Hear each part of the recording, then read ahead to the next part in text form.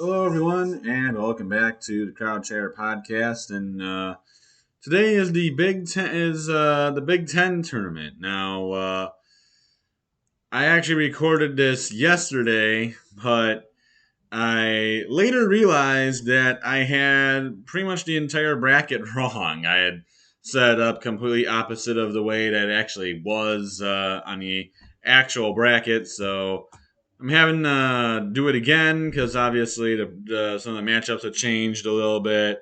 Where they are has changed a little bit, and so just redoing some of that stuff and fixing that. So we're going back to the Big Ten here. Here's one team I'm obviously not interested in really talking about. So let's just get into this video though. There's a lot of teams in this conference that are pretty average and looking to make a move. Let's just start with, but let's just start here with Ohio State up against Wisconsin. This is the first game, which will be tomorrow night on Wednesday. For Wisconsin, they absolutely have to win if they're going to move on. If they do not, they are pretty much hosed. And even if they do win, I'm not sure if they still move on. I think Ohio State is better than their 13-18 record would indicate. I think Ohio State. I don't know if they're a great team by any stretch, but this team, I think, for Ohio State is better than 13-18. I'm very surprised that their record is that poor. I mean, they came into the year, of course, just a little outside the top 25. Did get ranked once, but this Ohio State team, to me, it just is it's better than you know it's better than their 13-18 record. I'm very surprised by their very poorest record this year, finishing they did finish the year with wins over Illinois and Maryland. Wisconsin has not been the greatest to finish this season. Uh, they've taken a couple tumbles, nearly lost to Minnesota at the end of the year. Um, I'm gonna gamble here, and I'm taking Ohio State to get the upset. Uh, like I said, I think Ohio State's better than 13-18. Wisconsin just is not that great of a team. I think it'll be a very close and competitive game, but I give the edge to the Badgers, or I'm sorry, to the Buckeyes, and they move on to play the Iowa Hawkeyes in the next round. And then we go down here. We have Minnesota taking on Nebraska. Yeah, Minnesota's bad. There's not really another way of putting it. The Gophers just suck. And so I think that's an easy pick to take Nebraska Cornhuskers to move on and go play the Maryland Terrapins the next round. Then we go to the second round, and we got, of course, we got Rutgers taking on the Michigan Wolverines, and you know, it's uncanny how many times the Wolverines can get in late game scenarios, be right there to beat a very good team and still manage to blow it.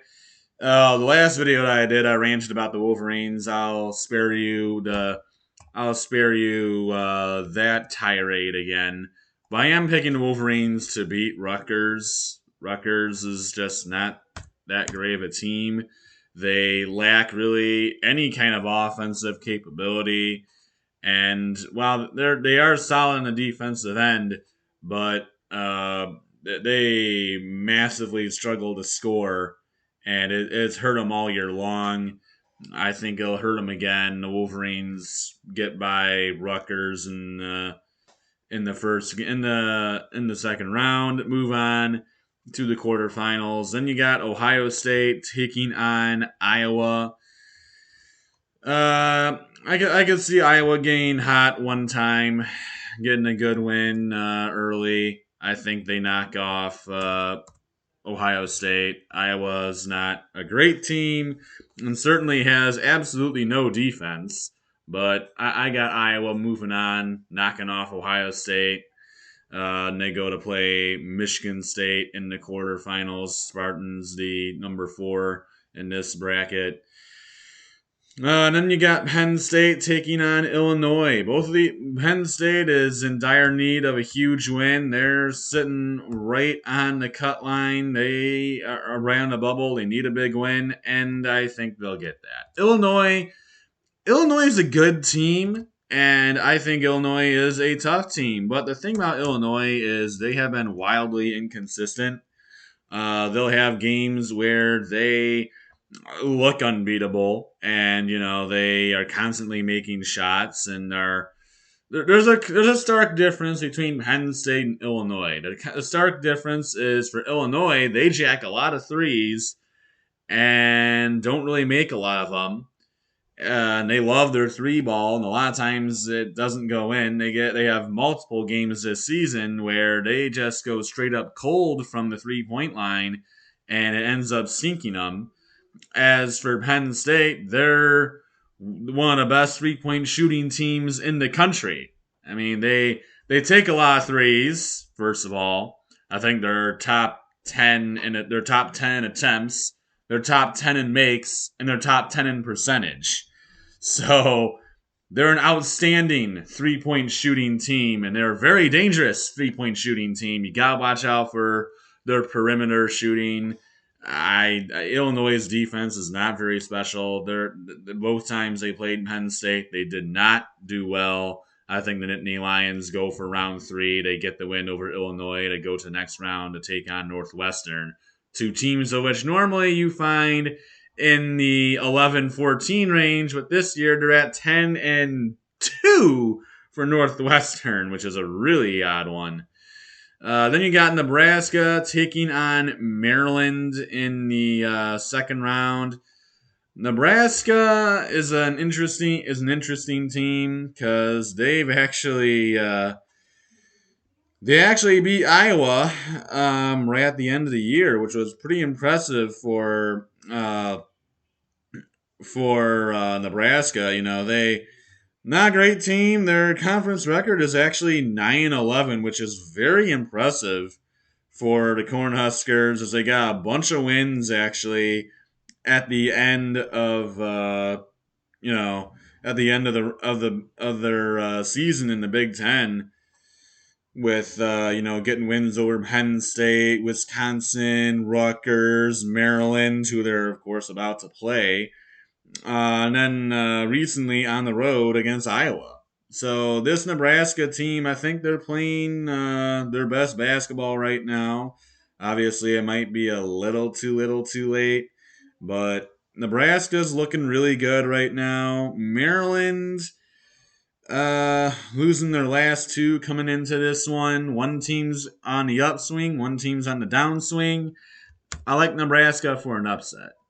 The Cornhuskers, most people would probably say that this is not a good team, but they're playing their best basketball right now. I think teams really got to start paying attention to the Cornhuskers now. They've put something together here in this last month or so. Nebraska's gonna be a tough out, and so we'll see how the Cornhuskers play. But I like Nebraska in an upset here. And then we have the Wolverines taking on the Purdue Boilermakers. I could very much actually see this being an upset. Because really the one thing, there's many teams, because, Zach Edey is obviously enormous. He pretty much outweighs and he's pretty much towers over everyone and outweighs everyone by a sizable margin.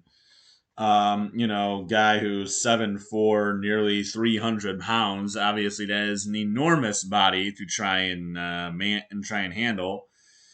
But really, the biggest guy the next biggest guy in the Big Ten, obviously, he's still not as big as him. But the biggest guy in the Big Ten to match up with him is Hunter Dickinson. And Hunter Dickinson 7'1", 7'2", about 260. That's a big human as well, not as big as Edie. But you watch, you look at the last game of which the two played. Edie did his thing, and so did Hunter Dickinson. So you watch those two the last time. Michigan had a very good chance of beating Purdue, and even when they played that game, Michigan wasn't the team that they are now. Michigan now is a much different team than what they were when they played Purdue. Even when they played Purdue, you didn't have Kobe Buffkin rattling out 20-point games a night. You didn't have Doug McDaniel being an outstanding being a competent point guard. You didn't have Jet Howard in that game. That's obviously another huge difference.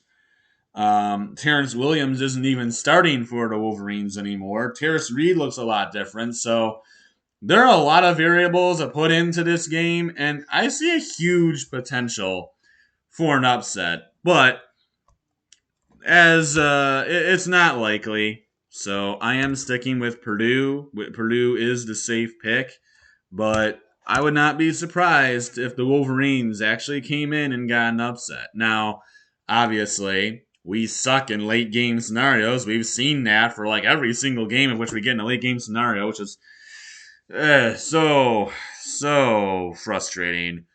But I can see if the Wolverines, Wolverines come out there with a good game plan. Figure out a way, because I think there's not really. I think most teams have figured out the winning formula against Purdue, and that is to just let Zach Edey do what he wants. Look, Purdue, what many teams have done is shut down the supporting cast around Zach Edey, and then it forces Edey to try and do too much, and then you have Purdue exactly where you want. I think it's a great strategy, but the Wolverines, they have the means to do it. And I could see it be done, but I'm sticking with Purdue as a safe pick. That's enough of talking about that game. Iowa, Michigan State. Michigan State's not going to collapse like the last time. I think they beat Iowa. Michigan State, I think, is on the top of their game right now. The Spartans just took down the Spartans and specifically Tyson Walker, point guard, transfer from Northeastern, still around at Michigan State. That guy has been on an absolute tear, and the better that he plays, the tougher they're gonna be. Because that guy has been outstanding for Michigan State down the stretch here. I mean, these past few games, you look at that Iowa game, he put up 31 points. And you see, I mean, you look at his last like eight games, he's had double digits and has shot pretty much in every game above at least 45%. And so, you get a guy playing that well in that many games. That's a very dangerous opponent. And I can't see Iowa getting the same luck that they did the last time, where Michigan State collapsed in a minute and a half and gave up like however many points it was to Iowa to let them come back and win in overtime. I think Iowa's not going to see that kind of success this time. Michigan State goes to the semis to take on Purdue. And then you got Penn State taking on Northwestern. This is an interesting matchup. Penn State, both of these teams are normally teams, like I said earlier, in the Big Ten, of which, well, suck. I mean, you never see these teams ever doing anything in the Big Ten for basketball. Northwestern doesn't even do anything in any sport, really, as far as I know, but in terms of basketball, both of these teams have sucked quite a bit. And Penn State this year has actually been pretty good. Like I said, one of the best three-point shooting teams in the country. As for Northwestern, they have the same team pretty much that they did last year. They even lost a couple guys to the transfer portal, and somehow they got better, which is very mind-boggling to me. How on earth that's even possible, but it is. And here they are, sitting 21-10, number 2 in the Big Ten. Northwestern, pretty good team. I could see either one of these teams winning this game. I believe Northwestern actually beat Penn State in their last game, as they were. I'm pretty sure they were playing Penn State not too long. Oh, I'm sorry. Penn State beat Northwestern in overtime in their second to last game of the year on the road. So, but Northwestern is an interesting matchup. I could totally see Penn State also getting Northwestern, and if that were the case, they'd be in the tournament. And I could see either one of these teams winning. It's really tough to say. Northwestern, I don't understand really how they've been as good as they have. They seem like a team that was the same from last year and just doesn't have all that much, but has had success. So it's very, very curious to see how they do in the Big Ten tournament, against a Penn State or something like that. But I'll give Northwestern the win here. Um, Penn State is, like I said, a very 3-point oriented team. They love their 3-point shot, and they're very good at it. But they've had a couple games of where they kind of struggle from the 3-point line, and they pretty much need to shoot near 40% if they're going to win almost every time. And if they don't, they're kind of in trouble. I think Northwestern will get a very close win in this one. And then we have Nebraska taking on Indiana. Nebraska had a nice run, but they run into a buzzsaw. Indiana's a really good team. And Nebraska is playing well, and I think they might make a mini run in the Big Ten tournament, but Indiana's just too good. Indiana, I think, gets an easy win here. They take down the Cornhuskers, and the run for Nebraska ends in the quarterfinals. And then you get to the semifinals of the tournament where you got Michigan State taking on Purdue. Now, this is what I had for when I did the first picking. Like I said, this is going to be a little bit different. So Michigan State up against Purdue. This is going to be a really bold take. I'm picking Michigan State to wipe the floor with them. Michigan State is, like I said, they're playing their best basketball. Tom Izzo is very good at coaching the incredibly physical style of basketball. He's very good at that. Purdue, I think, like I said, Michigan State, they're just a very tough team. They're very physical. I think they'll bring it to Purdue. They already did twice, and they nearly came out with a win at home against them. And even on the road, they were still in a decent position most of the time until the end. I think Purdue pulled away. But for the Spartans, I think this is a pretty good matchup for them. And I think they'll come up with an upset. As I said, Purdue is a vulnerable team. And I think this could be a problem for the Boilermakers. Michigan State comes out with a very close win, finally getting the better of the Boilermakers. Then you have the Indiana Hoosiers taking on Northwestern. Northwestern actually won the first two matchups in this series. More so, I would say luck, which is why I have the Hoosiers moving on. Northwestern the first two times. I don't really know what happened at Assembly Hall. Northwestern ended up winning that game by 4 to 83. But then the other game, Northwestern ended up winning 64-62 after nearly blowing a 20-plus point lead. So I think the Hoosiers will get the better of them this time. Indiana moves on to the championship round, of which will be Michigan State and Indiana. They split the season series the last time, and this time I am taking the Spartans to take a loss. I got the Hoosiers getting the automatic bid out of the Big Ten. This Indiana team, when they're going, they're going. I mean, I think Indiana's a very tough team to beat when they're playing at their best. Now, it means they'll have to play at their best, but this Indiana team is incredibly tough uh, when they're playing their best basketball. Now, when they're not, they're very beatable, and almost anyone can beat them. But Indiana, between Tracy Jackson Davis, Jalen Hood Shafino, Jordan Geronimo. I'm not sure if that guy is playing for him yet, but he's a good player as well. Race Thompson can really shoot. Miller Kopp can shoot as well. They got a lot of veteran players, and they got Xavier Johnson coming back probably soon as well. You also got to take that into consideration. Another good veteran piece for him. I mean, you look at their starting lineup: Tracy Jackson Davis, Xavier Johnson, Miller Kopp, Race Thompson. Those are all seniors. This is a very old veteran team, and then you got obviously Jalen Hood Shafino, who's a youngin on the team. So Hood Shafino,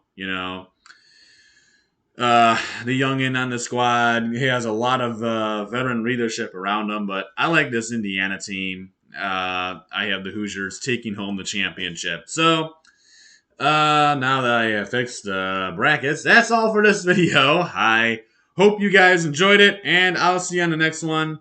Until next time, adios, everyone.